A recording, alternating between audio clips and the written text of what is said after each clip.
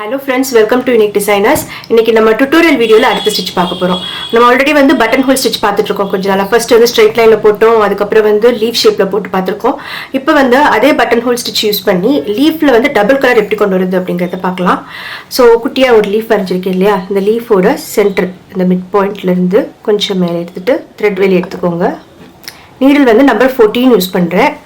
இந்த டிப் வரைக்கும் ஒரு ஸ்டிட்ச் போட்டு அப்படியே ரிவர்ஸ் எடுத்து வந்துட்டு ஒரு லாக் போட்டுட்டு இதுதான் வந்து பட்டன் ஹோல் ஸ்டிட்ச்.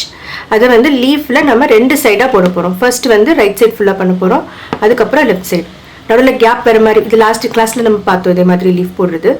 ஸோ அதே மாதிரி ஃபஸ்ட்டு ஒரு லீஃப் போட்டு முடிச்சிடலாம். ஸோ ஃபஸ்ட்டு ரைட் சைடு முடிக்கிறேன், அதுக்கப்புறம் லெஃப்ட் சைடு போட போகிறேன். இப்போ நான் சொன்ன மாதிரி லீஃப் போட்டு முடிச்சிட்டோம். ரெண்டு சைடும் தனித்தனியாக போட்டிருக்கோம். ஃபஸ்ட்டு ரைட் சைடு முடிச்சுட்டு இங்கே கேப் விட்டுட்டு மறுபடியும் லெஃப்ட் சைடு போட்டிருக்கோம். இதுவே நீங்கள் ஆல்டர்னேட்டாக போட்டால் கேப் இல்லாமல் வரும். இப்போ நம்ம டபுள் கலர் போடணும் அப்படிங்கிறனால நடுவில் வந்து கேப் விட்டு பண்ணியிருக்கோம். ஸோ இப்போ இந்த இடத்துல ஏற்கனவே எங்கே நம்ம லீஃப் ஸ்டார்ட் பண்ணுமோ அதே இடத்துல மறுபடியும் நீடில் போட்டுக்கோங்க. கான்ட்ராஸ்ட் கலரில் த்ரெட் எடுத்திருக்கேன். நான் வந்து க்ரீன் கலர் த்ரெட் எடுத்திருக்கேன். இப்போது இந்த த்ரெட் வச்சு மறுபடியும் இதுக்குள்ளே, அதாவது இங்கே எண்டு வரைக்கும் போகாதீங்க, ரொம்ப தள்ளியும் விடாதீங்க.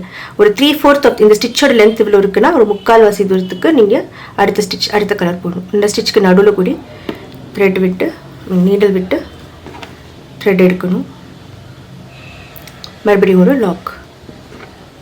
இப்போ வந்து ஆல்டர்னேட்டாக லெஃப்ட் ஒரு தடவை ரைட் ஒரு தடவை அந்த மாதிரி மாற்றி மாற்றி போட்டிங்க அப்படின்னா வந்து நடுவில் கேப் இல்லாமல் ஒரு ஷேடிங் பண்ண மாதிரி அழகாக வந்துடும். ஸோ நான் சொன்னேன் இந்த ஸ்டிச்சோட லென்த் இவ்வளோ இருக்குது அப்படின்னா அதோட 3/4 இங்கே வரைக்கும் போகணும் நீங்கள். அப்போ தான் மேலே கொஞ்சம் மறைஞ்சி கீழே நல்லா தெரியும். அந்த த்ரெட்டு கீழே மட்டும் போட்டிங்கன்னா மறைஞ்சிடும், ரொம்ப தெரியாது. மேலே போட்டிங்கன்னா பிங்க் ஃபுல்லாக மறைஞ்சிடும். அதனால் ரெண்டு கலரும் தெரிகிற மாதிரி இப்படி இடையில ஒரு ஸ்டிச் போட்டு ஒரு டபுள் கலர் ஷேடிங் கொடுத்த மாதிரி ஆகிடும். இதுவே வந்து நம்ம லைட் அண்ட் டார்க்லாம் போட்டு அழகாக இருக்கும். அதாவது dark green and light green, dark pink and light pink, அந்த மாதிரி ஷேடிங் மாதிரி வந்துடும். நமக்கு பெயிண்டிங்கில் பண்ணுற ஷேடிங் மாதிரி லைட் அண்ட் டார்க். அப்படி இல்லையா கோல்டு கொடுக்கலாம். பேக்ரவுண்ட் ஃபஸ்ட்டு பேஸ் வந்து ஜரியில் த்ரெட்டில் கொடுத்துட்டு மேலே போடுற இந்த ஸ்டிச் வந்து கோல்டு ஜரியில் கொடுத்தீங்கன்னா இன்னும் நல்லாயிருக்கும். ஸோ எங்கே எப்படி தேவையோ கலர்ஸ்க்கு ஏற்ற மாதிரி நம்ம மாற்றி மாற்றி யூஸ் பண்ணிக்கலாம். ஸோ இப்போ இதில் பார்த்தீங்கன்னா அழகான ஒரு டபுள் கலர் லீஃப் ரெடி ஆயிடுச்சு. ஸோ இப்போ நம்ம இதில் யூஸ் பண்ணது வெறும் பட்டன் ஹோல் ஸ்டிச் தான். ஃபஸ்ட்டு பண்ணது வந்து கேப் விட்டு ஒரு சைடாக முடித்தோம். ரெண்டாவது பண்ணது ஆல்டர்னேட்டாக பண்ணணும். லீஃப் ஸ்டிச் தான். இந்த மாதிரி மாற்றி போடும்போது உங்களுக்கு டபுள் ஷேடில் அழகாக வந்துடும். இப்போ அடுத்தது வந்து இதே பட்டன் ஹோல் ஸ்டிச்சை வந்து ஒரு மேங்கோக்குள்ளே எப்படி ஃபில் பண்ணுறது அப்படிங்கிறத பார்க்கலாம். நான் சொன்ன மாதிரி இந்த மேங்கோக்குள்ளே நம்ம ஃபில் பண்ண போகிறோம். ஃபர்ஸ்ட் வந்து ஒரு மேங்கோ வரைஞ்சிட்டு அதில் வந்து அவுட்லைனில் வந்து ஜரி வச்சு ஒரு செயின் ஸ்டிச் லைன் மட்டும் கொடுத்துருக்கேன்.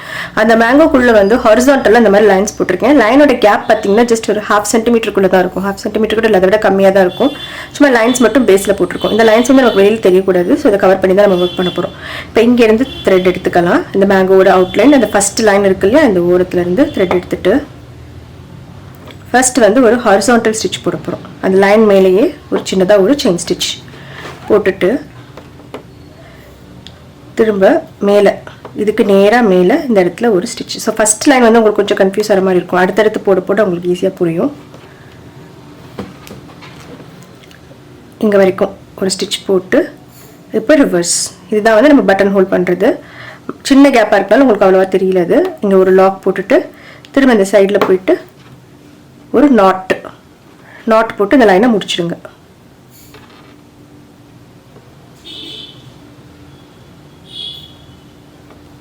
அடுத்த லைன் இருக்கு இல்லையா, இங்கேருந்து ஆரம்பிக்கணும்.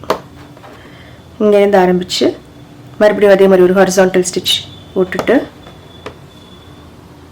இது வந்து மேலே போயிட்டு ரிவர்ஸ், மறுபடியும் ஒரு லாக், மறுபடியும் ஒரு ஹாரிசான்டல் ஸ்டிச். இப்போ இது மேலே போகும் இல்லையா, மேலே போகும்போது இந்த லைன் ஏற்கனவே ஃபர்ஸ்ட் லைனில் ஒரு செயின் ஸ்டிச் ஹாரிசான்டலாக போட்டிருக்கோம்ல, அதை தாண்டி அதுக்கு மேலே, அதுக்குள்ளே போடாதீங்க, அதை தாண்டி அதை ஒட்டி அதுக்கு மேலே இந்த இடத்துல ஒரு ஸ்டிச் போட்டு ரிவர்ஸ் வந்துடுங்க. பாக்ஸாக போட்ட மாதிரி இருக்கும். ஒரு ஹனி கோம்பு எஃபெக்ட் இருக்கும் இதை பார்க்குறதுக்கு. மறுபடியும் இந்த எண்டுக்கு வந்துட்டு எப்பயும் போல ஒரு நாட்டு போட்டு முடிச்சு விட்ருங்க. ஸோ ஒரு லைனோட எண்ட்லையும் நான் இந்த மாதிரி நாட் போட்டு பண்ணுறேன். ஸோ நாட் வந்து கொஞ்சம் சின்னதாக போட்டு ப்ராக்டிஸ் பண்ணிட்டீங்கன்னா நல்லாயிருக்கும் இந்த மாதிரி ஒர்க் பண்ணுறதுக்கு. இப்போ அடுத்த லைன் இங்கேருந்து ஆரம்பிக்கிறோம். இந்த ஹாரிசான்டல் ஸ்டிச் போடுறோம் இல்லையா, அதோட டிஸ்டன்ஸ் எல்லாம் ஈவனாக வச்சுக்கிட்டீங்க அப்படின்னா வந்து இந்த ஸ்டிச் ரொம்ப அழகாக இருக்கும் பார்க்குறதுக்கு. வரைக்கும் போட்டுட்டு ஸோ மேலே போகும்போது இந்த ஹாரிசான்டல் லைன் இருக்கு இல்லையா, இதை ஒட்டி இதுக்குள்ளே ரொம்ப தள்ளி போயிடாதீங்க. அண்ட் ரொம்ப இதுக்கு நடுவில் இந்த த்ரெட்டர் இப்படி பிரிச்சு விட்டு நடுவில் அப்பெல்லாம் கிடையாது, ஜஸ்ட் இதுக்கு மேலே இதை ஒட்டி இந்த இடத்துல ஸ்டிச் போட்டுக்கோங்க. போட்டு ரிவர்ஸ். மறுபடியும் அடுத்த கேப்பில் இந்த இடத்துல இதே மாதிரி இந்த எல்லா லைன்ஸையும் கம்ப்ளீட் பண்ணி பார்த்தீங்க அப்படின்னா வந்து ஒரு ஹனிகோம் மாதிரியே இருக்கும் பார்க்குறதுக்கு. அதாவது பாக்ஸ் வந்து ஆல்டர்னேட்டாக இங்கே இது ஒரு பாக்ஸ் அப்படின்னா அடுத்த பாக்ஸ் வந்து இங்கே இருக்கும், இதுக்கு நேராக கீழே கிடையாது, இப்படி இருக்கும். ஸோ ரொம்ப ஒரு க்யூட்டான ஃபில்லிங் இது. எவ்வளோ பெரிய ஸ்பேஸ் வேணாலும் நீங்கள் இந்த மாதிரி ஃபில் பண்ணலாம், என்ன ஷேப்பில் வேணாலும் நீங்கள் ஃபில் பண்ணலாம். நான் எப்பவுமே ஃபர்ஸ்ட் வந்து சொல்கிற ஷேப் ஃபில்லிங்கோ எதுனாலும் ட்ரையல் பார்க்குற ஃபர்ஸ்ட் ஷேப் வந்து ஒன்று மேங்கோவாக இருக்கும், இல்லை திலகமாக இருக்கும். மேக்ஸிமம் திலகம் தான் பண்ணுவேன். அதுக்கப்புறம் தான் அடுத்தடுத்த ஷேப்ஸில் கொஞ்சம் கொஞ்சமாக ட்ரை பண்ணலாம். ஏன்னா திலகம் வந்து உங்களுக்கு சிமெட்ரிக்கல் ஷேப், நீங்கள் அப்படியே ஈஸியாக பாதியாக பிரித்து ஒர்க் பண்ணலாம். அதனால் திலகம் இல்லைன்னா மேங்கோ இதில் பண்ணிவிட்டு அப்புறம் அடுத்த ஷேப்ஸ் போவேன். ஸோ இதே மாதிரி ஒரு லைனையும் ஃபில் பண்ணிட்டே வரணும். இதில் நீங்கள் முக்கியமாக கவனிக்க வேண்டியது என்னென்னா, இந்த கேப் இருக்கு இல்லையா, அந்த ஒரு ஹாரிசான்டல் லைனுக்கு நடுவில் இருக்கிற கேப் வந்து ஈவனாக இருக்கணும். அதே மாதிரி நமக்கு இங்கே போடுற இந்த ஹாரிசான்டல் ஸ்டிச் இருக்கு இல்லையா, இதோட சைஸும் ஈவனாக இருக்கணும். ஒன்று போல் இருந்துச்சு அப்படின்னா வந்து ரொம்ப நீட்டாக வரும் இந்த டிசைன்.